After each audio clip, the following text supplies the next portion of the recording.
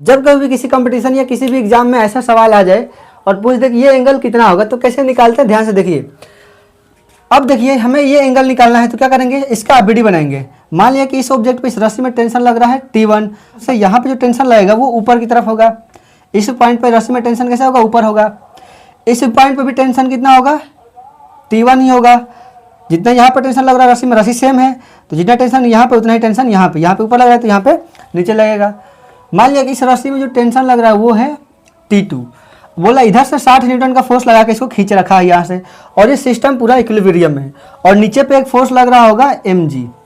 ठीक, अब देखिए अगर मैं इसका T2 कंपोनेंट इधर की तरफ लूँ तो T2 का कंपोनेंट कितना आ जाएगा, T2 cos थीटा, और एक इसके परपेंडिकुलर इधर जाएगा T2 sin थीटा। अब हमें पता है कि सिस्टम इक्विलिब्रियम है, यानी जितना फोर्स ऊपर उतना ही फोर्स नीचे, जितना फोर्स दाएं उतना ही फोर्स बाएं।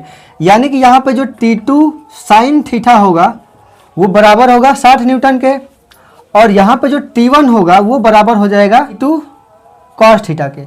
और यहाँ से T1 किसके बराबर होगा, जो किसके बराबर है mg के। तो यहाँ से m कितना है 60, 6 और g का मान 10, यानी कि T1 कितना हो जाएगा 60 न्यूटन। यानी कि यहाँ से मुझे समीकरण एक मिल गया, और यहाँ पे अगर मैं T1 की जगह 60 होगा तो क्या हो जाएगा, T2 cos थीटा बराबर 60। इसको मैं समीकरण नंबर 2। अब इसको मार दो डिवाइड। सुन लो बात, खाई ले लो। तो बिटुआ का हंसुआ दे दे सारी दुआ।